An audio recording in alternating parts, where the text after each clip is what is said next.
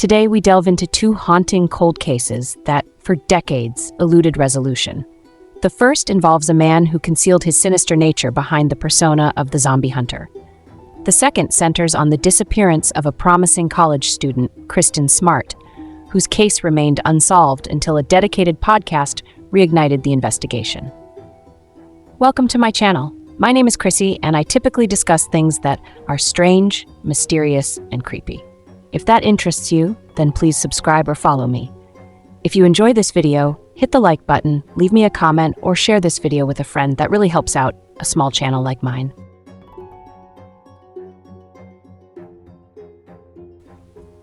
Let's begin with the story of the zombie hunter.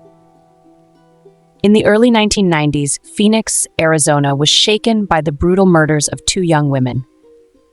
Angela Brasso, a 22-year-old known for her vibrant spirit and love for adventure, disappeared during a nighttime bike ride on November 8, 1992. Her decapitated body was discovered the following day near the Arizona Canal, a crime so gruesome it left the community in shock.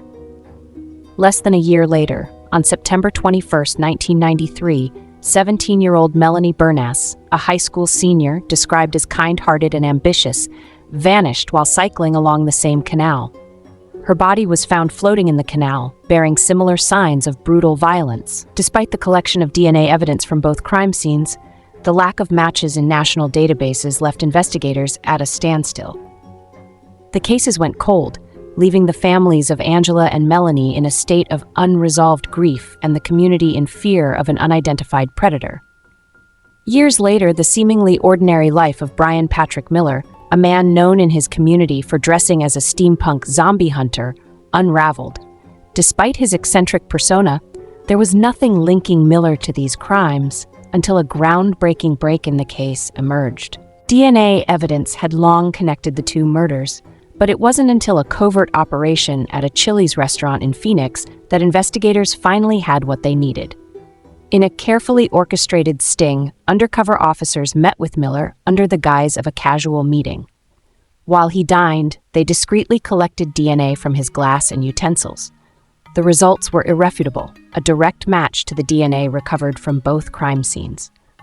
With this evidence, authorities arrested Miller in 2015, bringing closure to one of Arizona's most disturbing cold cases.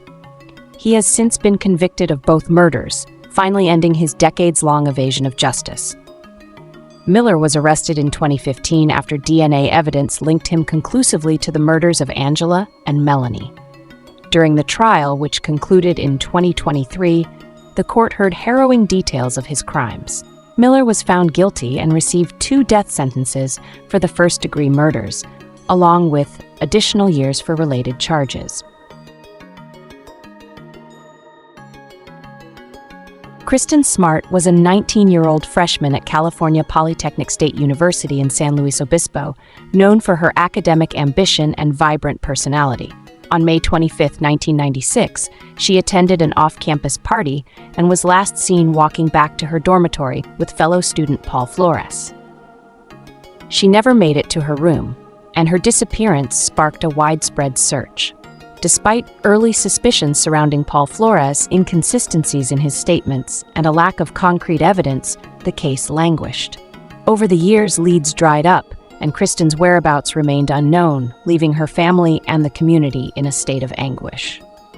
In 2019, a local musician named Chris Lambert launched a podcast titled Your Own Backyard, aiming to shed new light on Kristin Smart's disappearance. The podcast meticulously chronicled the case, unearthed new information, and brought national attention back to the investigation. Lambert's work not only educated the public but also encouraged witnesses to come forward, providing fresh leads for law enforcement. Renewed investigative efforts, bolstered by the podcast's revelations, led to the arrest of Paul Flores in 2021. Prosecutors alleged that Flores had murdered Kristin in his dorm room during an attempted sexual assault.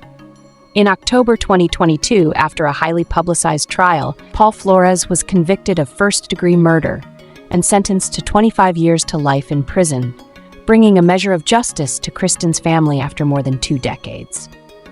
These cases underscore the profound impact of technological advancements and persistent public interest in solving cold cases. The resolution of these tragedies offers solace to the victims' families and serves as a testament to the relentless pursuit of justice. Thank you so much for watching. Please subscribe for more true crime deep dives like this and much more. Until next time, please stay safe out there, and as always, stay curious.